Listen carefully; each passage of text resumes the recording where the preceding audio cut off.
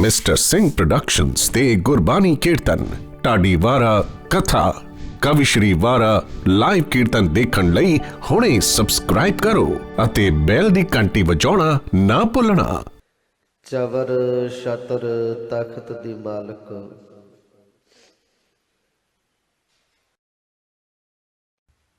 ਦਸਾਂ ਪਾਤਸ਼ਾਹੀਆਂ ਦੀ ਜੋਤ,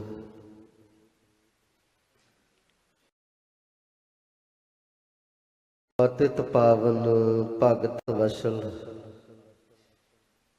ਕਰੁਣਾ ਨਿਧਾਨ ਸਤਿਗੁਰੂ। ਧੰਨ ਸ਼੍ਰੀ ਗੁਰੂ ਗ੍ਰੰਥ ਸਾਹਿਬ ਸੱਚੇ ਪਾਤਸ਼ਾਹ ਜੀ ਦੀ ਪਾਵਨ ਪਵਿੱਤਰ ਹਜ਼ੂਰੀ ਦੇ ਵਿੱਚ ਧੰਨ ਧੰਨ ਬਾਬਾ ਜ਼ੋਰਾਵਰ ਸਿੰਘ ਸਾਹਿਬ ਜੀ, ਧੰਨ ਧੰਨ ਬਾਬਾ ਫਤਿਹ ਸਿੰਘ ਸਾਹਿਬ ਜੀ,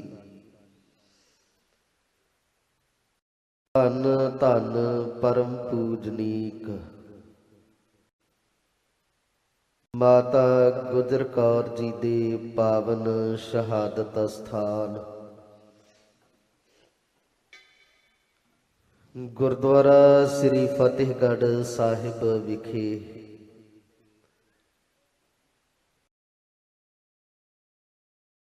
ਸਜੇ ਹੋਏ ਅੰਮ੍ਰਿਤ ਵੇਲੇ ਦੇ ਦੀਵਾਨਾਂ ਦੇ ਵਿੱਚ ਸੁਭਾਏਮਾਨ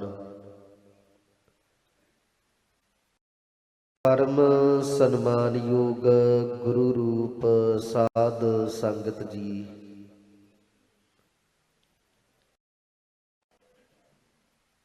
ਅੱਜ ਦਾ ਜੋ ਪਾਵਨ ਮੁੱਖ ਵਾਕ ਸਤਿਗੁਰੂ ਜੀ ਨੇ ਸਾਨੂੰ ਬਖਸ਼ਿਸ਼ ਕੀਤਾ ਹੈ, ਇਸ ਅੰਮ੍ਰਿਤਮਈ ਸ਼ਬਦ ਦਾ ਮੂਲ ਪਾਠ ਆਪ ਜੀ ਨੇ ਸਰਵਣ ਕੀਤਾ ਹੈ। ਇਸ ਪਾਵਨ ਸ਼ਬਦ ਦੀ ਵਿਚਾਰ ਆਪਾਂ ਕਰਨੀ ਹੈ।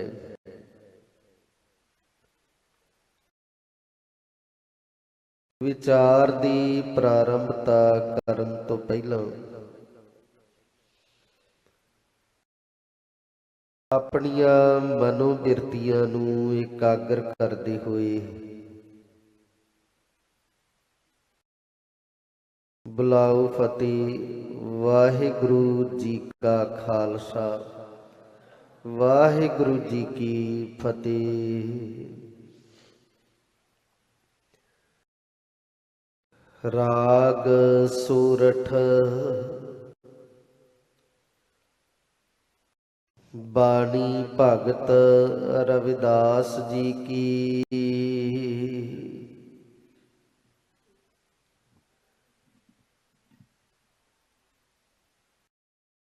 ਸੂਰਠ ਰਾਗ ਦੇ ਵਿੱਚ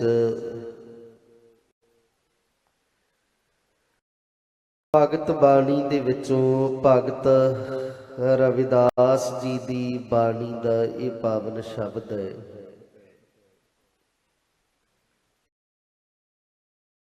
ਛੇ ਸੌ 57 ਪਾਵਨ ਅੰਗ ਤੇ ਸੁਸ਼ੋਭਿਤ ਹੈ।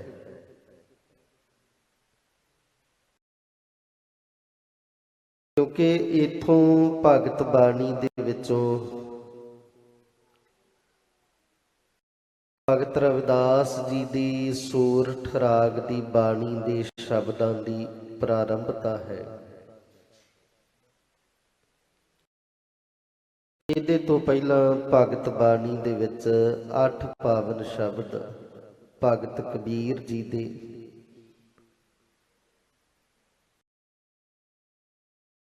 ਤੇ ਇਹ 3 ਜਿਹੜੇ ਪਾਵਨ ਸ਼ਬਦ ਉਹ ਭਗਤ ਨਾਮਦੇਵ ਜੀ ਦੇ ਆਏ ਨੇ।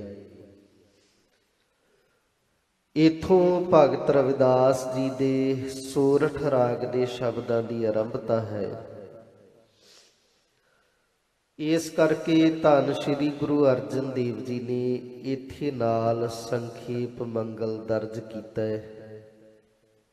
ਇੱਕ ਓੰਕਾਰ ਸਤਿਗੁਰ ਪ੍ਰਸਾਦ। ਭਾਵ ਪਰਮਾਤਮਾ ਇੱਕ ਹੈ, ਅਦੁੱਤੀ ਹੈ, ਲਗਾਤਾਰ ਇੱਕ ਰਸ ਵਿਆਪਕ ਹੈ। ਇੱਕ ਓੰਕਾਰ ਦਾ ਅਨੁਭਵ ਸਤਿਗੁਰੂ ਦੀ ਕਿਰਪਾ ਦੇ ਨਾਲ ਹੁੰਦਾ ਹੈ।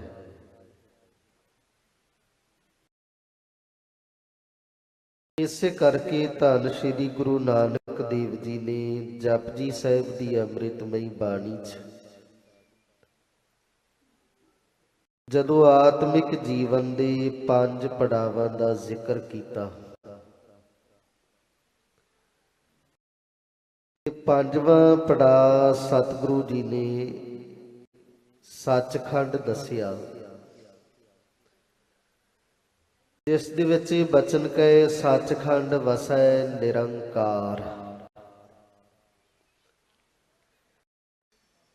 ਜਦੋਂ ਸੁਰਤ ਸੱਚਖੰਡ ਤੱਕ ਪਹੁੰਚਦੀ ਹੈ ਤੇ ਸੱਚਖੰਡ ਦੇ ਵਿੱਚ ਫਿਰ ਨਿਰੰਕਾਰ ਦਾ ਵਾਸਾ ਹੁੰਦਾ ਹੈ।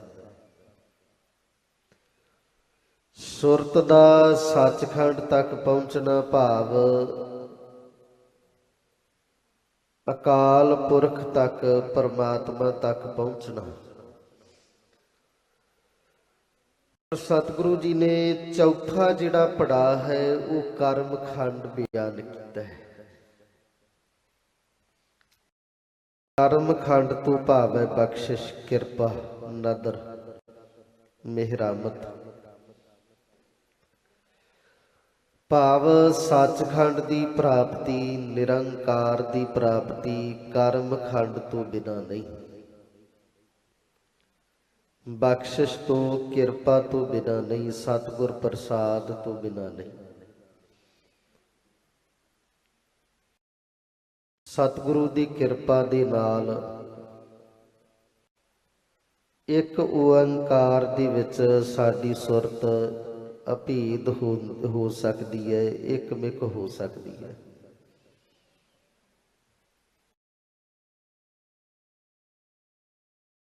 ਇਸ ਤੋਂ ਅੱਗੇ ਭਗਤ ਰਵਿਦਾਸ ਜੀ ਦੇ ਪਾਵਨ ਸ਼ਬਦ ਦੀ ਆਰੰਭਤਾ ਹੈ, ਜੋ ਅੱਜ ਦਾ ਪਾਵਨ ਮੁੱਖ ਵਾਕ ਹੈ।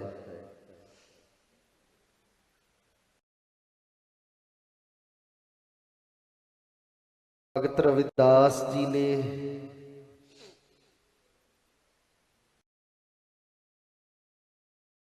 ਸ਼ਬਦ ਦੀ ਪ੍ਰਾਰੰਭਤਾ ਇਹਨਾਂ ਅੰਮ੍ਰਿਤਮਈ ਬਚਨਾਂ ਦੇ ਨਾਲ ਕੀਤੀ ਹੈ। ਜਬ ਹਮ ਹੋਤੇ ਤਬ ਤੂ ਨਹੀਂ, ਅਬ ਤੂ ਹੀ ਮੈਂ ਨਹੀਂ।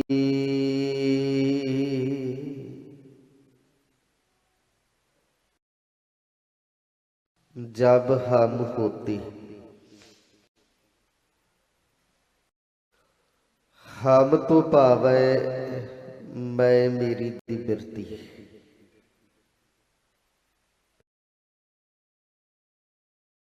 ਕਿਹਾ ਜਾਂਦਾ ਹੈ ਅਹੰ ਮਮ, ਅਹੰ ਤੋਂ ਭਾਵੈ ਮੈਂ ਤੇ ਮਮ ਤੋਂ ਭਾਵੈ ਮੇਰਾ।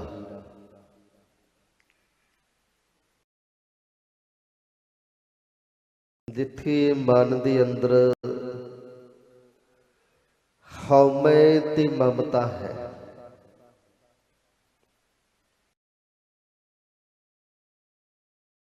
ਭਗਤ ਰਵਿਦਾਸ ਜੀ ਕਹਿੰਦੇ ਜਦੋਂ ਤੱਕ ਮੈਂ ਮੇਰੀ ਦੀ ਜਿਹੜੀ ਬਿਰਤੀ ਹੈ ਇਹ ਮਨ ਦੇ ਅੰਦਰ ਸੀ, ਹੇ ਪ੍ਰਮਾਤਮਾ ਉਦੋਂ ਤੱਕ ਤੇਰੇ ਨਾਲ ਮੈਂ ਜੁੜ ਨਹੀਂ ਸਕਿਆ। ਤਬ ਤੂੰ ਨਹੀਂ, ਇਹਦਾ ਸਪਸ਼ਟ ਭਾਵ ਗੁਰਬਾਣੀ ਨੇ ਸਾਨੂੰ ਇਹ ਸਮਝਾਇਆ ਹੈ ਕਿ ਸਾਡੀ ਹਉਮੈ, ਸਾਡਾ ਅਹੰਕਾਰ ਇਹ ਆਤਮਾ ਤੇ ਪਰਮਾਤਮਾ ਦੇ ਵਿਚਕਾਰ ਇੱਕ ਦੀਵਾਰ ਦੀ ਵਾਂਗ ਹੈ, ਇੱਕ ਕੰਧ ਦੀ ਵਾਂਗ ਹੈ। ਜਿੰਨਾ ਚਿਰ ਇਹ ਦੀਵਾਰ ਹੈ ਉਹਨਾਂ ਚਿਰ ਪ੍ਰਮਾਤਮਾ ਦਾ ਮਿਲਾਪ ਨਹੀਂ। ਤੇ ਭਗਤ ਰਵਿਦਾਸ ਜੀ ਕਹਿੰਦੇ ਮਿਲਾਪ ਉਦੋਂ ਹੋਏਗਾ ਜਦੋਂ ਇਹ ਦੀਵਾਰ ਟੁੱਟ ਜਾਏਗੀ। ਅਬ ਤੂੰ ਹੀ ਮੈਂ ਨਹੀਂ। ਇਸੇ ਨੂੰ ਭਗਤ ਕਬੀਰ ਜੀ ਨੇ ਗੌੜੀ ਰਾਗ ਦੇ ਵਿੱਚ ਕੁਝ ਇਸ ਪ੍ਰਕਾਰ ਬਿਆਨ ਕੀਤਾ ਹੈ। ਜਬ ਹਮ ਹੋਤੇ ਤਬ ਤੁਮ ਨਾਹੀ, अब तुम हो हम नाही। ਪਾਠ ਭੇਦ ਹੈ। ਭਗਤ ਰਵਿਦਾਸ ਜੀ ਕਹਿੰਦੇ ਨੇ ਜਬ ਹਮ ਹੋਤੇ ਤਬ ਤੂੰ ਨਹੀਂ, ਤੇ ਭਗਤ ਕਬੀਰ ਜੀ ਕਹਿੰਦੇ ਤਬ ਤੁਮ ਨਹੀਂ। ਇੱਥੇ ਇਹ ਬਚਨ ਕਹੇ ਅਬ ਤੂੰ ਹੀ ਮੈਂ ਨਹੀਂ, ਤੇ ਕਬੀਰ ਜੀ ਨੇ ਆਖਿਆ ਅਬ ਤੁਮ ਹੋ ਹਮ ਨਹੀਂ। ਨਾਲ ਹੀ ਬਚਨ ਕਹਿ ਕਹਿੰਦੇ ਆਬ ਹਮ ਤੁਮ ਏਕ ਭਈ ਹੈ, ਏਕੈ ਦੇਖਤ ਮਨ ਪਤਿਆਹੀ।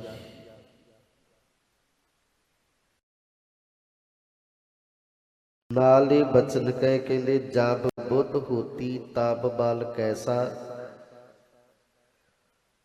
ਅਬ ਬੁੱਧ ਬਲ ਨਾ ਖਟਾਈ। ਕਹਿੰਦੇ ਜਿੰਨਾ ਚਿਰ ਹੰਕਾਰ ਵਾਲੀ ਬੁੱਧੀ ਹੈ ਉਹਨਾਂ ਚਿਰ ਰੂਹਾਨੀਅਤ ਦੀ ਤਾਕਤ ਨਹੀਂ ਆ ਸਕਦੀ, ਆਤਮਿਕ ਬਲ ਨਹੀਂ ਆ ਸਕਦਾ। ਹੰਕਾਰ ਵਾਲੀ ਮਤ, ਹੰਕਾਰ ਵਾਲੀ ਬੁੱਧੀ ਦਾ ਮਿਟ ਜਾਣਾ ਜ਼ਰੂਰੀ ਹੈ।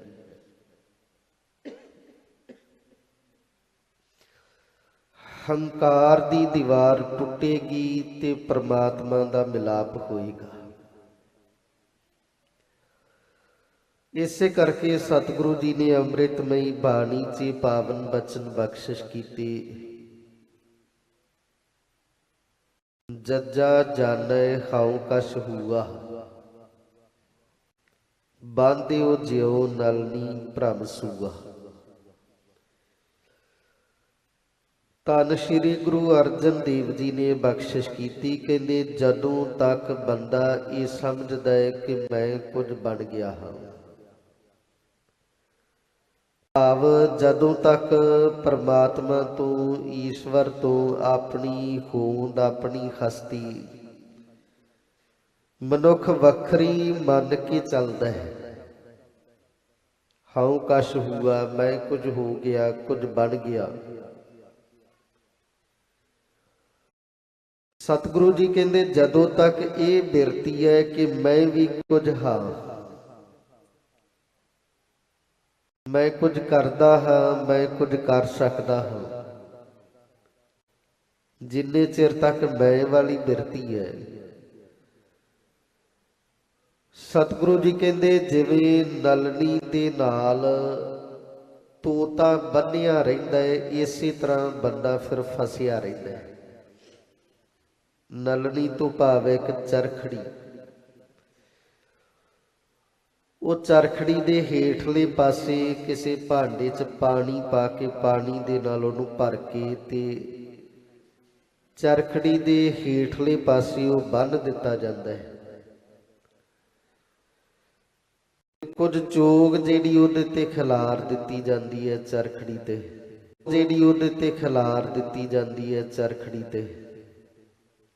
ਤੋਤਾ ਜਦੋਂ ਚੋਗਾ ਚੁਗਣ ਦੇ ਵਾਸਤੇ ਆਉਂਦਾ ਹੈ, ਉਹ ਚਰਖੜੀ ਘੁੰਮ ਜਾਂਦੀ ਹੈ ਤੇ ਤੋਤਾ ਉੱਪਰੋਂ ਹੇਠਲੇ ਪਾਸੇ ਆ ਜਾਂਦਾ ਹੈ। ਫਿਰ ਪਾਣੀ ਤੋਂ ਡਰਦਾ ਕਿ ਪਾਣੀ 'ਚ ਨਾ ਮੈਂ ਕਿਤੇ ਡਿੱਗ ਜਾ, ਉਹ ਚਰਖੜੀ ਨੂੰ ਘੁੱਟ ਕੇ ਪਕੜੀ ਰੱਖਦਾ ਹੈ, ਫੜੀ ਰੱਖਦਾ ਹੈ, ਉਹਨੂੰ ਛੱਡਦਾ ਨਹੀਂ, ਉਹਨੂੰ ਛੱਡ ਨਹੀਂ ਸਕਦਾ। ਕਹਿੰਦੇ ਜਿਵੇਂ ਉਸ ਚਰਖੜੀ ਦੇ ਨਾਲ ਤੋਤਾ ਆਪਣੇ ਆਪ ਹੀ ਬੱਝ ਗਿਆ, ਫਸਿਆ ਰਿਹਾ। ਇਸੇ ਤਰ੍ਹਾਂ ਮਨੁੱਖ ਆਪਣੇ ਹੰਕਾਰ ਕਰਕੇ ਮੈਂ ਮੇਰੀ ਦੀ ਬਿਰਤੀ ਦੇ ਵਿੱਚ ਹੀ ਫਸਿਆ ਰਹਿੰਦਾ ਹੈ, ਉਲਝਿਆ ਰਹਿੰਦਾ ਹੈ। ਇਸ ਦੇ ਦਾਇਰੇ ਤੋਂ ਇਹਦੀ ਜਿਹੜੀ ਸੁਰਤ ਹੈ ਉਹ ਬਾਹਰ ਨਹੀਂ ਨਿਕਲਦੀ, ਇਹਦੇ ਤੋਂ ਅੱਗੇ ਨਹੀਂ ਸੋਚ ਸਕਦੀ। ਬਾਧਿਓ ਜਿਉ ਨਲ ਨੀ ਭਰਮ ਸੂਆ। ਇਸੇ ਕਰਕੇ ਸਤਿਗੁਰੂ ਜੀ ਨੇ ਇਹ ਬਚਨ ਕਹੇ, ਕਹਿੰਦੇ ਜਬ ਇਹ ਜਾਣੈ ਮੈਂ ਕਿਛ ਕਰਤਾ, ਤਬ ਲਗ ਗਰਭ ਜੋਨ ਮਹਿ ਫਿਰਤਾ। ਜਦੋਂ ਤੱਕ ਬੰਦਾ ਇਹ ਸਮਝਦਾ ਹੈ ਕਿ ਮੈਂ ਕੁਝ ਕਰਦਾ ਹਾਂ, ਆਪਣੇ ਆਪ ਨੂੰ ਕਰਤਾ ਮੰਨ ਕੇ ਚੱਲਦਾ ਹੈ, ਕਹਿੰਦੇ ਇਹਦੀ ਮੈਂ ਕਰਕੇ, ਇਹਦੀ ਹੰਕਾਰ ਵਾਲੀ ਬਿਰਤੀ ਕਰਕੇ ਇਹਨੂੰ ਜੂਨਾਂ ਦੇ ਵਿੱਚ ਭਟਕਣਾ ਪੈਂਦਾ ਹੈ। ਇਹ 84 ਦਾ ਜਿਹੜਾ ਗੇੜ ਹੈ ਉਹ ਤਾਂ ਹੀ ਇਹਦੇ ਗਲ ਪਿਆ ਹੈ। ਤੇ ਜਦੋਂ ਤੱਕ ਮੈਂ ਵਾਲੀ ਬਿਰਤੀ ਮਿਟੇਗੀ ਨਹੀਂ, ਉਦੋਂ ਤੱਕ ਇਹਦਾ ਜਨਮ ਤੇ ਮਰਨ ਦੇ ਗੇੜ ਤੋਂ ਛੁਟਕਾਰਾ ਨਹੀਂ ਹੋ ਸਕਦਾ। ਇਸੇ ਕਰਕੇ ਸਤਿਗੁਰੂ ਜੀ ਨੇ ਇਹ ਬਚਨ ਕਹੇ ਕਿ ਜਬ ਲਗ ਮੇਰੀ ਮੇਰੀ ਕਰੈ, ਤਬ ਲਗ ਕਾਜ ਏਕ ਨਹੀਂ ਸਰੈ। जब मेरी मेरी मिट जाए, तब प्रभ काज सवारे आए। अब तू ही मैं नहीं। जदों मेरी मेरी वाली बिरती मिट जाती है तो फिर कहते परमात्मा इहदे जीवन दे कारज आप सवारदा है। जदों मैं दी थां तू लै लैंदी है। जब हम होते तब तू नहीं, अब तू ही मैं नहीं। ਇਸੇ ਕਰਕੇ ਸਾਨੂੰ ਗੁਰਬਾਣੀ ਦੇ ਵਿੱਚ ਇਹ ਸਮਝਾਇਆ ਹੈ ਕਿ ਜੇ ਹੰਕਾਰ ਨੂੰ ਮਿਟਾਉਣਾ ਹੈ, ਜੇ ਹਉਮੈ ਨੂੰ ਖਤਮ ਕਰਨਾ ਹੈ, ਜੇ ਪਰਮਾਤਮਾ ਦੇ ਨਾਲ ਜੁੜਨਾ ਹੈ ਤੇ ਮੈਂ ਦੀ ਥਾਂ ਤੂੰ ਆਉਣੀ ਚਾਹੀਦੀ ਹੈ। ਮੈਂ ਦੀ ਥਾਂ ਤੂੰ ਕਿਵੇਂ ਲਏਗੀ? कबीर जी ने बचन क्या कहते, कबीर तू तू करता तू भया, मुझ में रहा न हूँ। जब आपा पर का मिट गया, जत देखो तत तू। तू कर दिया भाव परमात्मा दे गुण गाउंदियां, परमात्मा की सिफत सलाह करदियां करदियां अंदरों जिहड़ी हौमै है ये मिट जाती है। तू तू करता तू भया। इहदे वास्ते कहंदे ये मन के चल कि कबीर मेरा मुझ में किश नहीं, जो किश है सो तेरा। तेरा तुझको सौंपती क्या लागे मेरा। कहते ये मान लेना कि मेरा मेरे अंदर असल दे विच कुछ भी नहीं, जो कुछ है ही परमात्मा वो तेरा है। जीओ पिंड सब तिसदा, ये जिंद भी तेरी है, ये पिंड ये शरीर भी तेरा है, सब कुछ तेरा है। मेरा कुछ भी नहीं है, मैं कुछ भी नहीं। जदों अंदरों कोई अपना आपा भाव मिटा के परमात्मा नूं समर्पित होके उहदे गुण गाउंदा है। जिस तरह कलगीधर सच्चे पातशाह धन श्री गुरु गोबिंद सिंह साहिब जी ने काल उस्तत बाणी दे विच बचन कहे, जमी तू ही जमा तू ही मकी तू ही मका तू ही। पाउंटा साहिब दी धरती ते तू ही दी धुन ਜੋ ਕਲਗੀਧਰ ਸੱਚੇ ਪਾਤਸ਼ਾਹ ਜੀ ਨੇ ਉਚਾਰਨ ਕੀਤੀ, ਇਹ ਜਿਹੜੀ ਧੁਨ ਹੈ ਇਹ ਪਕੜਨੀ ਪਏਗੀ। ਜਤਿ ਸਤੂਹੀ ਬਤ ਸਤੂਹੀ, ਇਹ ਜਿਹੜੇ ਬਚਨ ਉਚਾਰਨ ਕੀਤੇ, ਇਹ ਜ਼ਮੀਨ, ਇਹ ਅਸਮਾਨ, ਕਹਿੰਦੇ ਮਕਾਨ ਵੀ ਤੂੰ ਹੈ ਤੇ ਮਕਾਨ ਨੂੰ ਬਣਾਉਣ ਵਾਲਾ ਵੀ ਤੂੰ ਹੈ।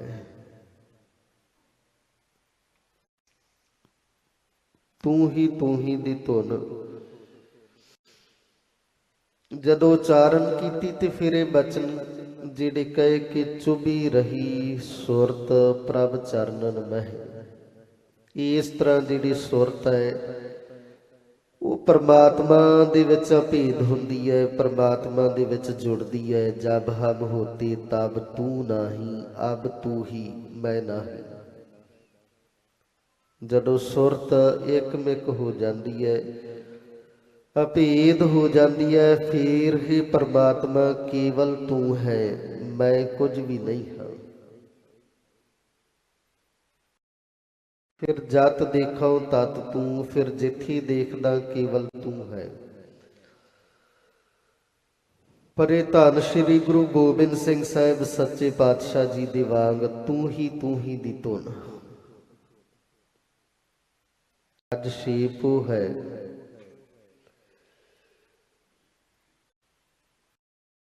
ਅੱਜ ਦੀ ਰਾਤ ਕਲਗੀਧਰ ਸੱਚੇ ਪਾਤਸ਼ਾਹ ਜੀ ਨੇ ਅਨੰਦਪੁਰ ਸਾਹਿਬ ਦੇ ਕਿਲੇ ਨੂੰ ਤਿਆਗਿਆ, ਜਿੱਥੋਂ ਪੋਹ ਦੇ ਇਸ ਮਹੀਨੇ ਦੇ ਵਿੱਚ 6 ਪੋਹ ਤੋਂ ਲੈ ਕੇ 13 ਪੋਹ ਤੱਕ ਜੋ ਸਾਕੇ ਵਾਪਰੇ, ਜੋ ਸ਼ਹਾਦਤਾਂ ਹੋਈਆਂ,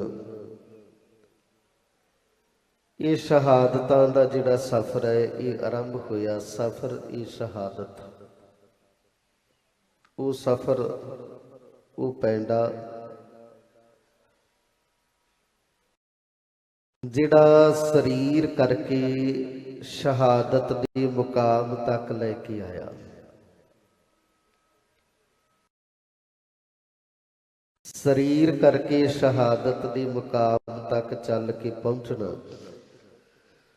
ਪਰ ਅਸਲ ਦੇ ਵਿੱਚ ਸ਼ਹੀਦ ਹੋਣ ਵਾਲਿਆਂ ਦੀ, ਸ਼ਹਾਦਤਾਂ ਦੇਣ ਵਾਲਿਆਂ ਦੀ ਜਿਹੜੀ ਸੁਰਤ ਹੈ ਉਹ ਤਾਂ ਕਦੋਂ ਦੀ ਸ਼ਹਾਦਤ ਤੱਕ ਦਾ ਜਿਹੜਾ ਮੁਕਾਮ ਹੈ ਉਹ ਤੈਅ ਕਰ ਗਈ ਸੀ। ਜੇ ਪਹਿਲਾਂ ਸੁਰਤ ਉਸ ਮੁਕਾਮ ਤੇ ਅਪੜੇਗੀ ਤੇ ਸਰੀਰ ਕਰਕੇ ਉਸ ਮੁਕਾਮ ਤੇ ਅਪੜ ਕੇ ਸ਼ਹਾਦਤ ਦੇਣ ਦੇ ਵਾਸਤੇ ਕੋਈ ਵੀ ਇਨਸਾਨ ਤਾਂ ਹੀ ਤਿਆਰ ਹੋ ਸਕਦਾ ਹੈ। ਆਤਮਿਕ ਤੌਰ ਤੇ ਸੁਰਤ ਦੇ ਤਲ ਤੇ ਆਪਣੇ ਆਪੇ ਨੂੰ ਕੁਰਬਾਨ ਕਰਨ ਦੇ ਵਾਸਤੇ ਤਿਆਰ ਹੋ ਜਾਣਾ। ਜਿਸ ਤਰ੍ਹਾਂ ਇਹ ਸਮੁੱਚੇ ਸ਼ਹੀਦ, ਜਿਸ ਤਰ੍ਹਾਂ ਕਲਗੀਧਰ ਸੱਚੇ ਪਾਤਸ਼ਾਹ ਜੀ ਦਾ ਸਮੁੱਚਾ ਪਰਿਵਾਰ ਸੁਰਤ ਕਰਕੇ ਆਪਣੇ ਆਪ ਨੂੰ ਕੁਰਬਾਨ ਕਰਨ ਦੇ ਲਈ ਤਿਆਰ ਹੋਇਆ। ਜੇ ਤਿਆਰ ਸੀ ਤੇ ਇਸੇ ਕਰਕੇ ਫਿਰ ਸਰੀਰ ਕਰਕੇ ਸ਼ਹਾਦਤਾਂ ਦੇ ਮੁਕਾਮ ਤੱਕ ਪਹੁੰਚਦਿਆਂ ਡੋਲੇ ਨਹੀਂ, ਅਡੋਲ ਰਹੇ, ਦ੍ਰਿੜ ਰਹੇ। ਬੇਸ਼ੱਕ ਭਾਵੇਂ ਡਰਾਇਆ ਗਿਆ, ਬੇਸ਼ੱਕ ਭਾਵੇਂ ਲਾਲਚ ਦਿੱਤੇ ਗਏ, ਬੇਸ਼ੱਕ ਭਾਵੇਂ ਇਹ ਸਰੀਰ ਤੀਰਾਂ ਦੇ ਨਾਲ, ਬਰਸ਼ਿਆਂ ਦੇ ਨਾਲ, ਗੋਲੀਆਂ ਦੇ ਨਾਲ ਇਹ ਛਲਣੀ ਕਰ ਦਿੱਤੇ ਗਏ, ਪਰ ਦੁਨੀਆ ਦੀ ਕੋਈ ਤਾਕਤ ਉਹਨਾਂ ਨੂੰ ਡੁਲਾ ਨਹੀਂ ਸਕੀ। ਅੱਜ 6 ਪੋਹ ਦੀ ਰਾਤ ਤੋਂ ਇਹਦੀ ਸ਼ੁਰੂਆਤ ਹੋਈ। ਕਈ ਮਹੀਨਿਆਂ ਤੋਂ ਲੱਖਾਂ ਦਾ ਜਿਹੜਾ ਦਲ ਹੈ ਸ਼੍ਰੀ ਅਨੰਦਪੁਰ ਸਾਹਿਬ ਦੀ ਧਰਤੀ ਨੂੰ ਚਾਰ ਚਫੇਰਿਓਂ ਘੇਰ ਕੇ ਬੈਠਾ ਹੋਇਆ ਸੀ। ਲਗਾਤਾਰ 8 ਮਹੀਨੇ ਇਹ ਘੇਰਾ ਚੱਲਿਆ। ਬਾਹਰ ਦੀ ਆਵਾਜਾਈ ਬਿਲਕੁਲ ਰੋਕ ਦਿੱਤੀ ਗਈ ਸੀ। ਅਨਾਜ, ਰਸਦਾਂ, ਖਾਣ ਪੀਣ ਦਾ ਸਮਾਨ ਜੋ ਅੰਦਰ ਕੋਲ ਸੀ, ਜਿੰਨਾ ਕੋ ਜਮ੍ਹਾਂ ਸੀ, ਉਹਦੇ ਨਾਲ ਇਹ 8 ਮਹੀਨੇ ਦਾ ਵਕਤ ਜਿਹੜਾ ਉਹ ਲੰਘਾਇਆ। ਬੇਸ਼ੱਕ ਭਾਵੇਂ ਉਹ ਪਹਿਲਾਂ ਹੀ ਖਤਮ ਹੋ ਚੁੱਕਿਆ ਸੀ। ਜਿਵੇਂ ਜ਼ਿਕਰ ਕੀਤਾ ਗਿਆ ਇਤਿਹਾਸਿਕ ਸਰੋਤਾਂ ਦੇ ਵਿੱਚ ਕਿ ਕਦੇ-ਕਦੇ ਚਨਿਆਂ ਦੀ ਇੱਕ ਮੁੱਠ ਛਕਣ ਦੇ ਵਾਸਤੇ ਮਿਲਦੀ ਸੀ, ਕਦੇ ਉਹ ਵੀ ਨਹੀਂ ਸੀ ਮਿਲਦੀ। ਅਖੀਰ ਨੌਬਤ ਇੱਥੋਂ ਤੱਕ ਆ ਗਈ ਸੀ ਕਿ ਦਰਖਤਾਂ ਦੇ ਪੱਤੇ ਤੱਕ ਉਬਾਲ ਕੇ, ਪੀ ਕੇ, ਖਾ ਕੇ ਗੁਜ਼ਾਰਾ ਕਰਨਾ ਪਿਆ। ਪਰ ਇਹਦੇ ਬਾਵਜੂਦ ਕਲਗੀਧਰ ਸੱਚੇ ਪਾਤਸ਼ਾਹ ਜੀ ਦੀ ਅਗਵਾਈ ਦੇ ਵਿੱਚ ਸਿੰਘ ਕਿਲਿਆਂ ਦੇ ਵਿੱਚ ਡਟੇ ਰਹੇ। ਮੁਗਲਾਂ ਤੇ ਪਹਾੜੀਆਂ ਨੂੰ ਨੇੜ ਤੱਕ ਫਟਕਣ ਨਹੀਂ ਦਿੱਤਾ। ਮੋਰਚਿਆਂ ਦੇ ਵਿੱਚ ਦਿਨ ਰਾਤ ਡਟੇ ਰਹੇ। ਜਿਹੜੇ ਵਜ਼ੀਰ ਖਾਂ ਵਰਗੇ ਕਦੇ ਸਰਹੰਦ ਤੋਂ ਜਦੋਂ ਚੱਲੇ ਸੀ ਲੱਖਾਂ ਦਾ ਦਲ ਲੈ ਕੇ, ਤੇ ਵਜ਼ੀਰ ਖਾਂ ਦੇ ਮਨ ਦੇ ਵਿੱਚ ਇਹ ਭਰਮ ਸੀ ਕਿ ਇੰਨੀ ਵੱਡੀ ਫੌਜ, ਇੰਨਾ ਵੱਡਾ ਦਲ ਮੈਂ ਲੈ ਕੇ ਚੱਲਿਆ, ਮਿੱਟੀ ਦੀ ਇੱਕ ਇੱਕ ਮੁੱਠ ਭਰ ਕੇ ਜੇ ਸਿਪਾਹੀ ਅਨੰਦਪੁਰ ਸਾਹਿਬ ਦੇ ਵੱਲ ਸੁੱਟਣ ਤੇ ਮਿੱਟੀ ਦੇ ਥੱਲੇ ਇਹ ਸ਼ਹਿਰ ਦਬ ਜਾਏਗਾ। ਤੇ ਇਹਨਾਂ ਦੇ ਵਾਸਤੇ ਅਨੰਦਪੁਰ ਨੂੰ ਜਿੱਤਣਾ ਕਿੰਨੀ ਕੁ ਔਖੀ ਗੱਲ ਹੈ। ਬਹੁਤਾ ਸਮਾਂ ਨਹੀਂ ਲੱਗੇਗਾ, ਛੇਤੀ ਇਹ ਮੁਹਿੰਮ ਮੈਂ ਨਿਬੇੜ ਦਿਆਂਗਾ, ਨੇਪਰੇ ਚਾੜ ਦਿਆਂਗਾ। ਤੇ ਉਹਨਾਂ ਸਿਰ ਲੱਥ ਯੋਧਿਆਂ ਨੇ ਵਜ਼ੀਰ ਖਾਨ ਦੇ ਮਨ ਦਾ ਇਹ ਵਹਿਮ ਵੀ ਕੱਢ ਦਿੱਤਾ। ਜਦੋਂ 8 ਮਹੀਨਿਆਂ ਦੇ ਬਾਅਦ ਇਹ ਤਰਲੀ ਮਿੰਨਤਾਂ ਤੇ ਆ ਗਏ, ਸਾਜ਼ਿਸ਼ਾਂ ਰਚਣ ਲੱਗ ਪਏ।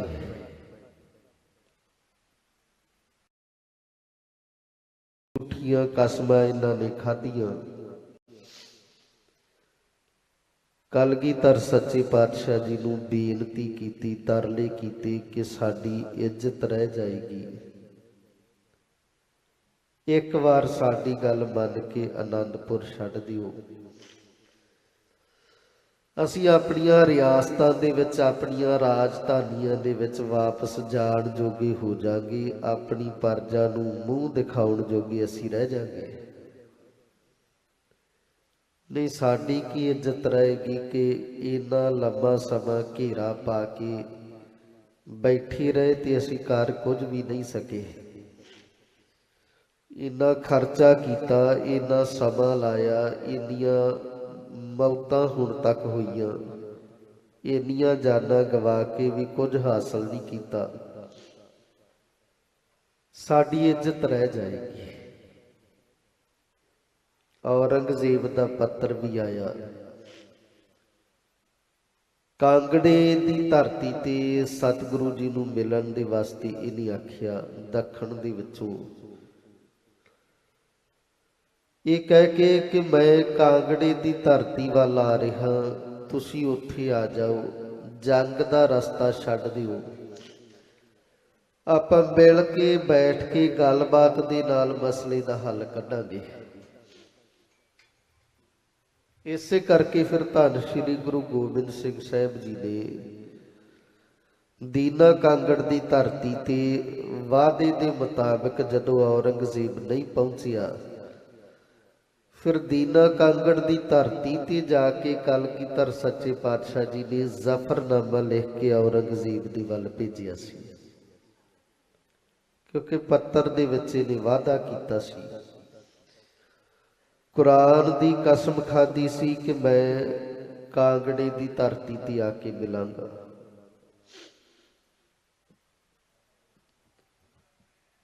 ਕਸਮਾਂ ਬੇਸ਼ੱਕ ਭਾਵੇਂ ਇਹਨਾਂ ਨੇ ਖਾਧੀਆਂ। ਔਰੰਗਜ਼ੇਬ ਦਾ ਲਿਖਿਆ ਹੋਇਆ ਪੱਤਰ ਇੱਕ ਮੌਲਵੀ ਦੇ ਰਾਹੀਂ ਪਵਿੱਤਰ ਗ੍ਰੰਥ ਕੁਰਾਨ ਸ਼ਰੀਫ ਦੇ ਉੱਪਰ ਰੱਖ ਕੇ ਲੈ ਕੇ ਆਏ। ਪਹਾੜੀ ਰਾਜਿਆਂ ਨੇ ਆਟੇ ਦੀ ਗਊ ਬਣਾ ਕੇ ਤੇ ਇੱਕ ਛੁਰੀ ਰੱਖ ਕੇ ਪੰਡਤ ਨੂੰ ਭੇਜਿਆ, ਜਿਹਦਾ ਭਾਵ ਇਹ ਸੀ ਕਿ ਅਸੀਂ ਤੁਹਾਡੇ ਤੇ ਹਮਲਾ ਨਹੀਂ ਕਰਾਂਗੇ ਜੇ ਅਸੀਂ ਵਾਅਦੇ ਤੋਂ ਮੁੱਕਰੀਏ ਤੇ ਸਾਨੂੰ ਗਊ ਹੱਤਿਆ ਦਾ ਪਾਪ ਲੱਗੇ। ਪਰ ਧੰਨ ਸ਼੍ਰੀ ਗੁਰੂ ਗੋਬਿੰਦ ਸਿੰਘ ਸਾਹਿਬ ਜੀ ਨੂੰ ਇਹਨਾਂ ਦੀਆਂ ਚਾਲਾਂ ਦਾ ਪਤਾ ਸੀ ਕਿ ਇਹ ਝੂਠੇ ਨੇ। ਨਾ ਤਾਂ ਇਹ ਸੀ ਕਿ ਸਤਿਗੁਰੂ ਜੀ ਨੇ ਕਿਸੇ ਮਜਬੂਰੀ ਜਾਂ ਦਬਾਅ ਦੇ ਵਿੱਚ ਅਨੰਦਪੁਰ ਸਾਹਿਬ ਨੂੰ ਛੱਡਿਆ, ਤੇ ਖਾਣ ਪੀਣ ਦੇ ਵਾਸਤੇ ਕੁਝ ਨਹੀਂ ਸੀ।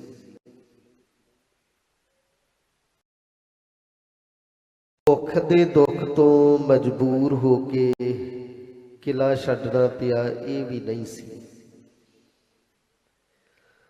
ਤੇ ਨਾ ਇਹ ਸੀ ਕਿ ਇਹਨਾਂ ਦੇ ਧੋਖੇ ਦੇ ਵਿੱਚ ਆ ਕੇ ਸਤਿਗੁਰੂ ਜੀ ਨੇ ਕਿਲੇ ਨੂੰ ਛੱਡਿਆ। ਇਹ ਵੀ ਨਹੀਂ ਕਿ ਇਹ ਝੂਠੀਆਂ ਕਸਮਾਂ ਖਾ ਕੇ ਤੇ ਕਲਗੀਧਰ ਸੱਚੇ ਪਾਤਸ਼ਾਹ ਜੀ ਨੂੰ ਛਲਣ ਦੇ ਵਿੱਚ, ਧੋਖਾ ਦੇਣ ਦੇ ਵਿੱਚ ਸਫਲ ਹੋ ਗਏ। ਅਸਲ ਦੇ ਵਿੱਚ ਧੰਨ ਸ਼੍ਰੀ ਗੁਰੂ ਗੋਬਿੰਦ ਸਿੰਘ ਸਾਹਿਬ ਜੀ ਨੇ ਸਾਨੂੰ ਵੀ ਇਹ ਸਿਖਾਇਆ ਹੈ ਕਿ ਬੰਦੇ ਕਿਸੇ ਵੀ ਧਰਮ ਦੇ ਵਿੱਚ ਮਾੜੇ ਹੋ ਸਕਦੇ ਨੇ।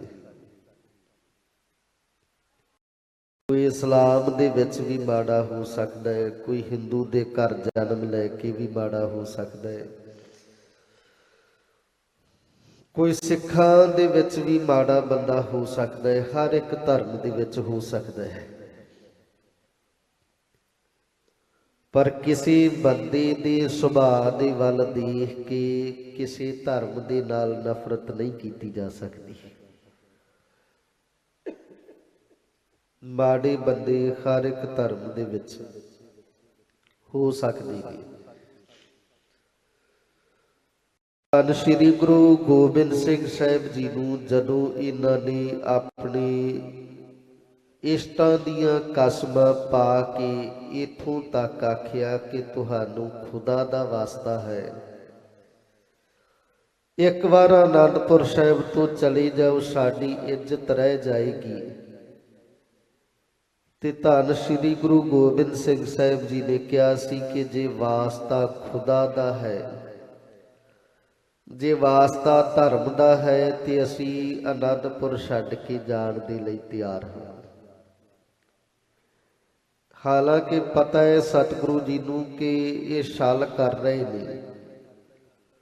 ਇਹ ਜਿਹੜੇ ਧਰਮ ਦਾ ਵਾਸਤਾ ਦੇ ਕੇ ਕਿਲਾ ਛੱਡਣ ਦੇ ਵਾਸਤੇ ਆਖ ਰਹੇ ਨੇ, ਆਪਣੇ ਆਪਣੇ ਧਰਮ ਦਾ ਇਹ ਅਦਬ ਨਹੀਂ ਕਰਦੇ। ਅਸਲ ਦੇ ਵਿੱਚ ਇਹ ਧਰਮ ਨੂੰ ਵਰਤ ਰਹੇ ਨੇ। ਇਹ ਆਪਣੀ ਇਸ਼ਟ ਦਾ, ਆਪਣੇ ਧਾਰਮਿਕ ਗ੍ਰੰਥਾਂ ਦਾ, ਆਪਣੇ ਧਰਮ ਦਾ ਅਦਬ ਨਹੀਂ ਕਰਦੇ, ਬਲਕਿ ਇਹ ਧਰਮ ਨੂੰ ਵਰਤਣਾ ਚਾਹੁੰਦੇ ਨੇ।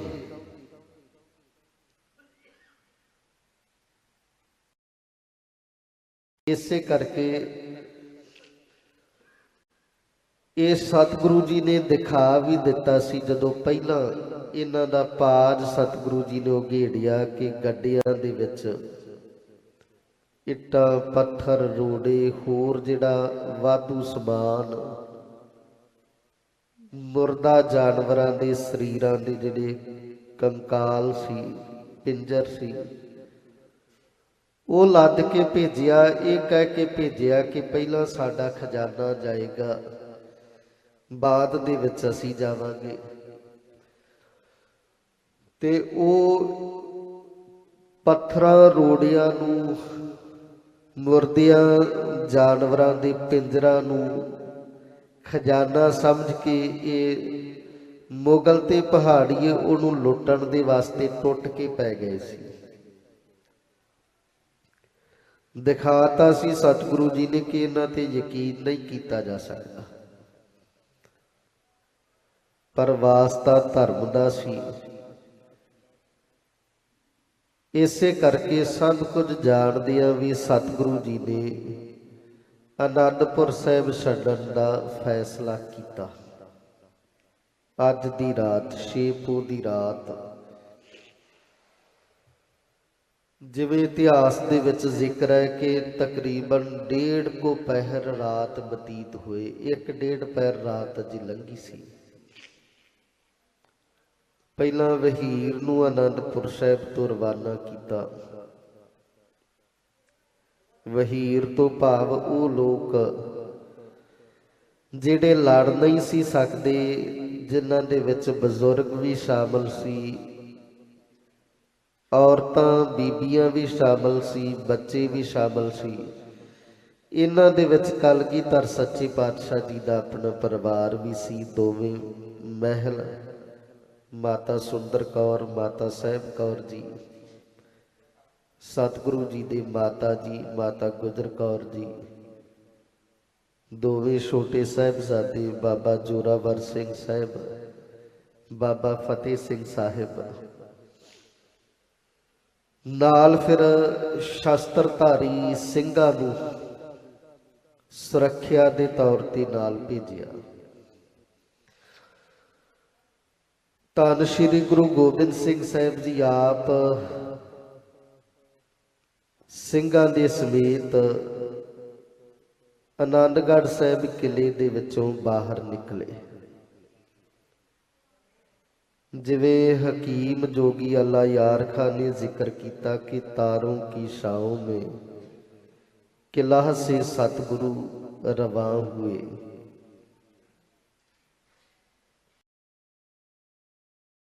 कस के कमर सारे सवार थे जवां हुए।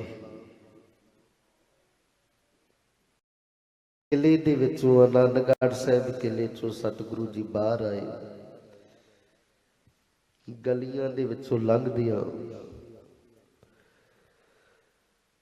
ਸੀਸਗੰਜ ਸਾਹਿਬ ਦਾ ਸਥਾਨ, ਜਿੱਥੇ ਧੰਨ ਸ਼੍ਰੀ ਗੁਰੂ ਤੇਗ ਬਹਾਦਰ ਸਾਹਿਬ ਜੀ ਦੇ ਪਵਿੱਤਰ ਸੀਸ ਦਾ ਸੰਸਕਾਰ ਕੀਤਾ ਸੀ, ਇੱਥੇ ਆ ਕੇ ਸਤਿਗੁਰੂ ਜੀ ਨੇ ਅਰਦਾਸ ਕੀਤੀ। ਇਸ ਸਥਾਨ ਦੀ ਸੇਵਾ ਸੰਭਾਲ ਭਾਈ ਗੁਰਬਖਸ਼ ਉਦਾਸੀ ਨੇ ਸਤਿਗੁਰੂ ਜੀ ਦੇ ਹਜ਼ੂਰ ਬੇਨਤੀ ਕਰਕੇ ਝੋਲੀ ਅੱਡ ਕੇ ਇਹ ਸੇਵਾ ਆਪਣੀ ਝੋਲੀ ਦੇ ਵਿੱਚ ਪਵਾਈ।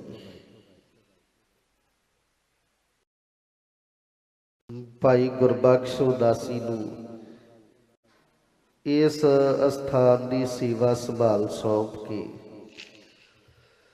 ਇੱਥੋਂ ਫਿਰ ਕਲਗੀਧਰ ਸੱਚੇ ਪਾਤਸ਼ਾਹ ਜੀ ਆਨੰਦਪੁਰ ਸਾਹਿਬ ਦੀ ਇਸ ਪਾਵਨ ਧਰਤੀ ਤੋਂ ਰਵਾਨਾ ਹੁੰਦੇ ਨੇ। ਜਿਸ ਤਰ੍ਹਾਂ ਇਹ ਬਚਨ ਕਹੇ ਕਿ आगे ले निशान कुछ कई शेर जया हुए, कुछ पीछे जा निशार जा निसार गुरु दरमया हुए। कुछ अगे जिहड़े निशान साहब लैके निशान लैके जिहड़े अगे चलदे ने, कुछ सिंह जिहड़े पिछे पिछली बाही ते ने, दरमियान भाव विचकार धन श्री गुरु गोबिंद सिंह साहिब आप ने। पिछली जिहड़ी बाही इहदी जिम्मेवारी भाई उदय सिंह जी, भाई जीवन सिंह जी, भाई बुढ़ा सिंह ते साहिबजादा बाबा अजीत सिंह जी नूं सौंपी गई है। क्योंकि पता है कि जिहड़ा हमला होना है वो पिछे तो होना है, ते ये धन श्री गुरु गोबिंद सिंह साहिब जी ने चलन तो पहला ही स्पष्ट कर दिता सी कि हमला जरूर होएगा। ये लखां दा दल जिहड़ा है ये एकदम टुट के साडे ते जरूर पएगा। पिछली बाही नूं सब तो वध मजबूत रखिया सी, ते ये जिहड़े सूरबीर जरनैल ने ये पिछली बाही नूं संभाल रहे सी। ਹਨੇਰੀ ਰਾਤ, ਪੋਹ ਦੀ ਅੱਤ ਦੀ ਸਰਦੀ ਦੀ ਰਾਤ, ਬਾਰਿਸ਼ ਪੈ ਰਹੀ ਹੈ, ਮੀਂਹ ਪੈ ਰਿਹਾ ਹੈ, ਝੜੀ ਲੱਗੀ ਹੋਈ ਹੈ। ਇਹੋ ਜਿਹੇ ਹਾਲਾਤਾਂ ਦੇ ਵਿੱਚ ਕਲਗੀਧਰ ਸੱਚੇ ਪਾਤਸ਼ਾਹ ਜੀ ਧੰਨ ਸ਼੍ਰੀ ਗੁਰੂ ਗੋਬਿੰਦ ਸਿੰਘ ਸਾਹਿਬ ਜੀ ਨੇ 6 ਪੋਹ ਦੀ ਰਾਤ ਅੱਜ ਦੇ ਦਿਨ ਅਨੰਦਪੁਰ ਸਾਹਿਬ ਨੂੰ ਛੱਡਿਆ।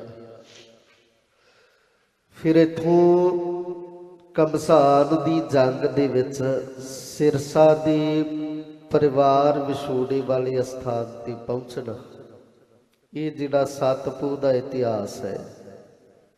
7 ਪੋਹ ਦੀ ਸਵੇਰ, ਅੰਮ੍ਰਿਤ ਵੇਲੇ ਦੀ ਘਮਸਾਨ ਦੀ ਜੰਗ ਨਾਲ ਅੰਮ੍ਰਿਤ ਵੇਲੇ ਦਾ ਨਿਤਨੇਮ ਸਿਰਸਾ ਦੇ ਕਿਨਾਰੇ ਤੇ ਇਥੋਂ ਫਿਰ 7 ਪੋਹ ਨੂੰ ਸਿਰਸਾ ਨੂੰ ਪਾਰ ਕਰਨਾ। ਇਹ ਕੱਲ 7 ਪੋਹ ਦਾ ਜਿਹੜਾ ਇਤਿਹਾਸ ਹੈ ਇਹ ਆਪ ਜੀ ਸਰਵਣ ਕਰੋਗੇ ਧੰਨ ਸ਼੍ਰੀ ਗੁਰੂ ਗੋਬਿੰਦ ਸਿੰਘ ਸਾਹਿਬ। ਪਰ ਦੇਖੋ ਪਰਿਸਥਿਤੀਆਂ ਭਾਵੇਂ ਜਿਹੋ ਜਿਹੀਆਂ ਮਰਜ਼ੀ ਸਨ, ਹਾਲਾਤ ਬਾਹਰੀ ਤੌਰ ਤੇ ਜਿਹੋ ਜਿਹੇ ਮਰਜ਼ੀ ਸਨ, ਪਰ ਅੰਤਰਾਤਮੇ ਜਿਹੜੀ ਸੁਰਤ ਪਰਮਾਤਮਾ ਦੇ ਨਾਲ, ਪਰਮਾਤਮਾ ਦੇ ਚਰਨਾਂ ਦੇ ਨਾਲ ਜੁੜੀ ਹੋਈ ਸੀ। ਬਾਹਰ ਦੇ ਬਿਖਮ ਤੋਂ ਬਿਖਮ ਹਾਲਾਤ ਉਸ ਸੁਰਤ ਨੂੰ ਡਲਾ ਨਹੀਂ ਸਕੇ। ਇਸੇ ਕਰਕੇ ਮਾਛੀਵਾੜੇ ਦੀ ਧਰਤੀ ਤੇ ਮਿੱਤਰ ਪਿਆਰੇ ਨੂੰ ਹਾਲ ਮਰੀਦਾਂ ਦਾ ਕਹਿਣਾ ਦਾ ਜਿਹੜਾ ਇਹ ਪਾਵਨ ਸ਼ਬਦ ਸਤਿਗੁਰੂ ਜੀ ਨੇ ਇੱਥੇ ਗਾਇਆ।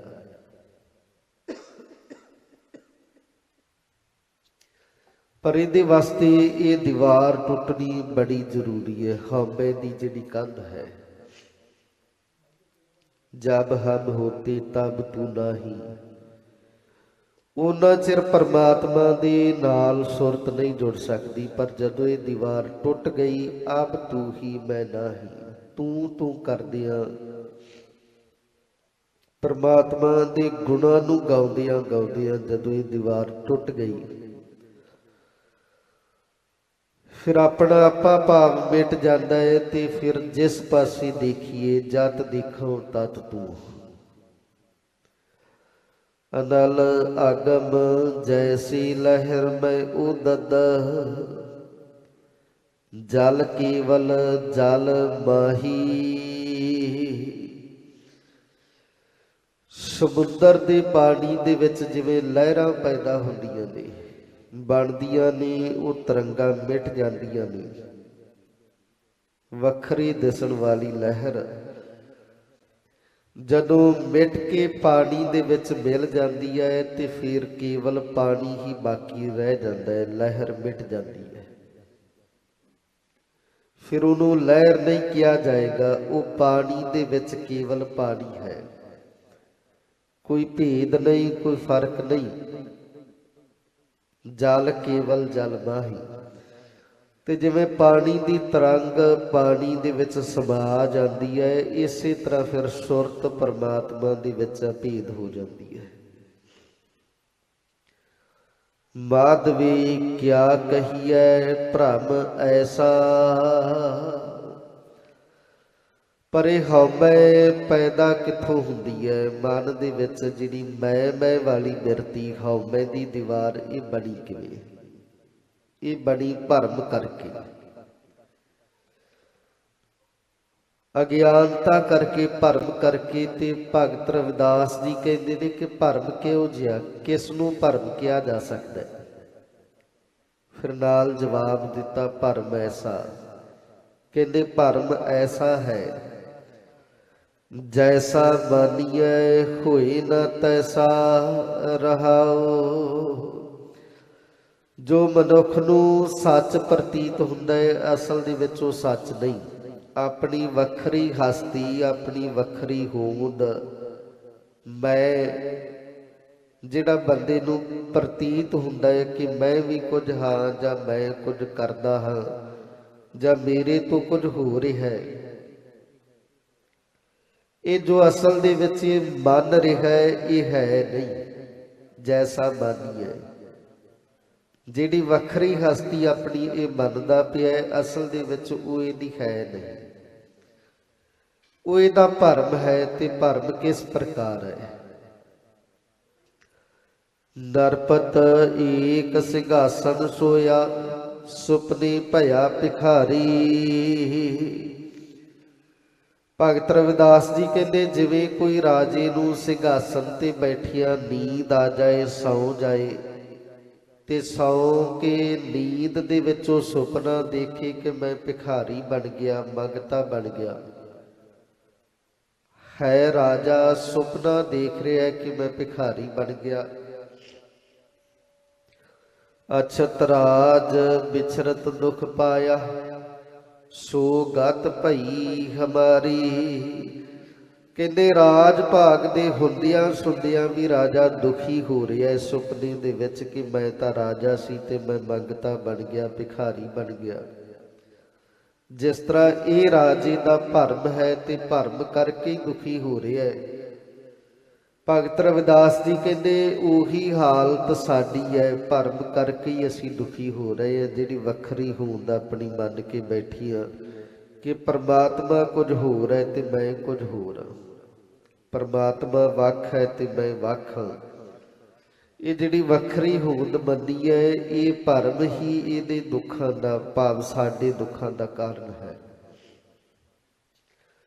ਰਾਜ ਭਯੰਗ ਪ੍ਰਸੰਗ ਜੈਸੇ ਹੈ, ਅਬ ਕਛ ਮਰਮ ਜਨਾਇਆ। ਮੂੰਹ ਹਨੇਰਾ ਜਿਹਾ ਹੋਵੇ ਤੇ ਕਹਿੰਦੇ ਜਿਵੇਂ ਰੱਸੀ ਸੱਪ ਦਾ ਭੁਲੇਖਾ ਪਾ ਦਿੰਦੀ ਹੈ, ਇੰਝ ਲੱਗਦਾ ਜਿਵੇਂ ਸੱਪ ਪਿਆ ਹੋਵੇ। ਪੂਰਾ ਹਨੇਰਾ ਨਹੀਂ, ਅੰਧਕਾਰ ਨਹੀਂ, ਫਿਰ ਤੇ ਰੱਸੀ ਵੀ ਦਿਖਾਈ ਨਹੀਂ ਦੇਵੇਗੀ। ਮੂੰਹ ਹਨੇਰਾ ਜਿਹਾ, ਰੱਸੀ ਦਿਖਾਈ ਦਿੰਦੀ ਹੈ ਪਰ ਇੰਝ ਭੁਲੇਖਾ ਪੈਂਦਾ ਜਿਵੇਂ ਸੱਪ ਪਿਆ ਪਈ ਰੱਸੀ ਹੈ। ਇਸੇ ਤਰ੍ਹਾਂ ਥੋੜੀ ਬਹੁਤੀ ਸਮਝ ਸਾਨੂੰ ਹੈ ਕਿ ਪਰਮਾਤਮਾ ਦੀ ਕੋਈ ਹਸਤੀ ਹੈ, ਪਰਮਾਤਮਾ ਹੈ। ਰੱਬ ਦੀ ਹੋਂਦ ਨੂੰ ਅਸੀਂ ਮੰਨਦੇ ਹਾਂ, ਰੱਬ ਦੀ ਹੋਂਦ ਤੇ ਸਾਡਾ ਭਰੋਸਾ ਹੈ। ਇਸ ਕਰਕੇ ਪੂਰੀ ਤਰ੍ਹਾਂ ਅਸੀਂ ਅਬੋਧ ਨਹੀਂ, ਪਸ਼ੂ ਪੂਰੀ ਤਰ੍ਹਾਂ ਅਬੋਧ ਨੇ, ਉਹਨਾਂ ਨੂੰ ਪਰਮਾਤਮਾ ਦੀ ਕੋਈ ਸਮਝ ਨਹੀਂ, ਆਪਣੀ ਵੀ ਕੋਈ ਸਮਝ ਨਹੀਂ। ਸਾਨੂੰ ਥੋੜੀ ਬਹੁਤੀ ਆਪਣੀ ਵੀ ਸਮਝ ਆਏ ਤੇ ਥੋੜੀ ਬਹੁਤੀ ਪਰਮਾਤਮਾ ਦੀ ਵੀ ਸਮਝ ਆਏ, ਪਰ ਇਸੇ ਕਰਕੇ ਹੀ ਇਹ ਭਰਮ ਬਣਿਆ। ਰੱਸੀ ਨੂੰ ਅਸੀਂ ਸੱਪ ਮੰਨ ਕੇ ਬੈਠੇ ਹਾਂ, ਪਰ ਜਦੋਂ ਪੂਰਾ ਚਾਨਣ ਹੋਏਗਾ ਤੇ ਦਿਖਾਈ ਦੇਵੇਗਾ ਕਿ ਇਹ ਤਾਂ ਰੱਸੀ ਹੈ। ਇਸੇ ਤਰ੍ਹਾਂ ਜਦੋਂ ਪੂਰੀ ਸਮਝ ਆਏਗੀ, ਪੂਰਾ ਬੋਧ ਹੋਵੇਗਾ, ਗਿਆਨ ਹੋਵੇਗਾ, ਆਤਮਿਕ ਗਿਆਨ ਦੀ ਪ੍ਰਾਪਤੀ ਹੋਏਗੀ, ਫਿਰ ਪਤਾ ਚੱਲੇਗਾ ਕਿ ਐਵੇਂ ਹੀ ਮੈਂ ਕਰਦੇ ਰਹੇ, ਅਸਲ ਦੇ ਵਿੱਚ ਜੋ ਕੁਝ ਕਰਦਾ ਹੈ ਉਹ ਪਰਮਾਤਮਾ ਕਰਦਾ ਹੈ। ਜੋ ਕੁਝ ਹੋ ਰਿਹਾ ਹੈ ਉਹ ਪਰਮਾਤਮਾ ਦੇ ਹੁਕਮ ਦੇ ਵਿੱਚ ਹੋ ਰਿਹਾ ਹੈ। ਅਨਕ ਕਟਕ ਜੈਸੇ ਭੂਲ ਪਰੇ, ਅਬ ਕਹਤੇ ਕਹਿਨ ਨਾ ਆਇਆ। ਕਹਿੰਦੇ ਜਿਵੇਂ ਸੋਨੇ ਦੇ ਗਹਿਣੇ ਵੱਖੋ ਵੱਖਰੇ ਦਿਖਾਈ ਦਿੰਦੇ ਨੇ, ਕੋਈ ਸੋਨੇ ਦਾ ਕੜਾ ਬਣਿਆ ਹੈ, ਕੋਈ ਮੁੰਦੀ ਬਣੀ ਹੈ, ਕੋਈ ਹਾਰ ਬਣਿਆ ਹੈ, ਉਹਨਾਂ ਦੇ ਨਾਂ ਵੀ ਵੱਖੋ ਵੱਖਰੇ, ਆਕਾਰ ਵੀ, ਡਿਜ਼ਾਈਨ ਵੀ ਵੱਖੋ ਵੱਖਰਾ ਹੈ। ਪਰ ਜਦੋਂ ਸਾਰੇ ਗਹਿਣਿਆਂ ਨੂੰ ਇਕੱਠਿਆਂ ਕਰਕੇ ਇੱਕ ਥਾਂ ਤੇ ਢਾਲ ਦਿੱਤਾ ਜਾਏ ਤੇ ਫਿਰ ਬਾਕੀ ਕੀ ਬਚੇਗਾ? ਫਿਰ ਉਹਨੂੰ ਨਾ ਹਾਰ ਕਿਹਾ ਜਾਏਗਾ, ਨਾ ਕੜਾ ਕਿਹਾ ਜਾਏਗਾ, ਨਾ ਛਾਪ ਕਿਹਾ ਜਾਏਗਾ, ਉਹਨੂੰ ਕੇਵਲ ਸੋਨਾ ਹੀ ਕਿਹਾ ਜਾਏਗਾ। ਇਸੇ ਤਰ੍ਹਾਂ ਜਦੋਂ ਮੈਂ ਮੇਰੀ ਦੀ ਬਿਰਤੀ ਮਿਟ ਗਈ, ਆਪਣਾ ਤੇ ਬੇਗਾਨੇ ਦਾ ਜਿਹੜਾ ਫਰਕ ਹੈ ਉਹ ਮਿਟ ਗਿਆ, ਤੂੰ ਦੀ ਧੁਨ ਅੰਦਰ ਤੋਂ ਚੱਲਣ ਲੱਗ ਪਈ, ਫਿਰ ਕੇਵਲ ਪਰਮਾਤਮਾ ਹੀ ਬਾਕੀ ਰਹਿੰਦਾ ਹੈ, ਫਿਰ ਕੁਝ ਵੀ ਵੱਖਰਾ ਨਹੀਂ। ਸਰਬੇ ਏਕ ਅਨੇਕੈ ਸੁਆਮੀ, ਸਭ ਘਟ ਭੁਗਵੈ ਸੋਈ।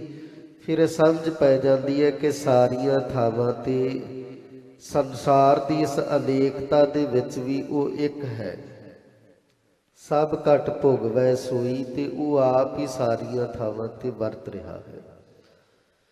ਕਹਿ ਰਵਿਦਾਸ ਹਾਥ ਪੈਂਦੀ ਰਹਿ, ਸਹਜੇ ਹੋਈ ਸੋ ਹੋਈ। ਫਿਰ ਜਦੋਂ ਪਰਮਾਤਮਾ ਦੀ ਸਰਬ ਵਿਆਪਕਤਾ ਦਾ ਅਨੁਭਵ ਹੋ ਜਾਂਦਾ ਹੈ ਕਿ ਸਭ ਗੋਬਿੰਦ ਹੈ, ਸਭ ਗੋਬਿੰਦ ਹੈ, ਗੋਬਿੰਦ ਬਿਨ ਨਹੀਂ ਕੋਈ, ਜਦੋਂ ਇਹ ਸਮਝ ਪੈ ਜਾਂਦੀ ਹੈ, ਕਹਿੰਦੇ ਫਿਰ ਪਰਮਾਤਮਾ ਆਪਣੇ ਸਰੀਰ ਤੋਂ, ਸਰੀਰ ਦੇ ਅੰਗਾਂ ਤੋਂ ਵੀ ਨੇੜੇ ਪ੍ਰਤੀਤ ਹੁੰਦਾ ਹੈ, ਹੱਥਾਂ ਪੈਰਾਂ ਤੋਂ ਵੀ ਨੇੜੇ ਪ੍ਰਤੀਤ ਹੁੰਦਾ ਹੈ। ਪਰਮਾਤਮਾ ਦੇ ਵਿੱਚ ਭੇਦ ਹੋ ਜਾਂਦੀ ਹੈ ਸੁਰਤ, ਫਿਰ ਕੋਈ ਵੱਖਰਾਪਨ ਨਹੀਂ ਭਾਸਦਾ, ਪਰਮਾਤਮਾ ਆਪਣੇ ਤੋਂ ਵੱਖ ਨਹੀਂ ਪ੍ਰਤੀਤ ਹੁੰਦਾ। ਜਹ ਜਹ ਪੇਖਾ ਤਹ ਹਜੂਰ, ਦੂਰ ਕਤਹੁ ਨ ਜਾਈ, ਰਵ ਰਹਿਆ ਸਰਬਤਰ ਮੈਂ, ਮਨ ਸਦਾ ਧਿਆਈ। ਪਰ ਜਦੋਂ ਹਉਮੈ ਦੀ ਕੰਧ ਟੁੱਟਦੀ ਹੈ, ਅੰਦਰ ਦੀ ਅਗਿਆਨਤਾ, ਅੰਦਰ ਦਾ ਭਰਮ ਜਦੋਂ ਮੁੱਕਦਾ ਹੈ, ਫਿਰ ਪਰਮਾਤਮਾ ਦੀ ਸਮਝ ਪੈਂਦੀ ਹੈ। ਇਹ ਪਾਵਨ ਉਪਦੇਸ਼ ਸਾਨੂੰ ਬਖਸ਼ਿਸ਼ ਕੀਤਾ ਹੈ। ਇੰਨੀਆਂ ਕੁ ਬੇਨਤੀਆਂ ਪ੍ਰਵਾਨ ਕਰਨੀਆਂ ਜੀ। ਹੋਈਆਂ ਭੁੱਲਾਂ ਦੀ ਖਿਮਾ, ਬੁਲਾਓ ਫਤਿਹ। ਵਾਹਿਗੁਰੂ ਜੀ ਕਾ ਖਾਲਸਾ, ਵਾਹਿਗੁਰੂ ਜੀ ਕੀ ਫਤਿਹ।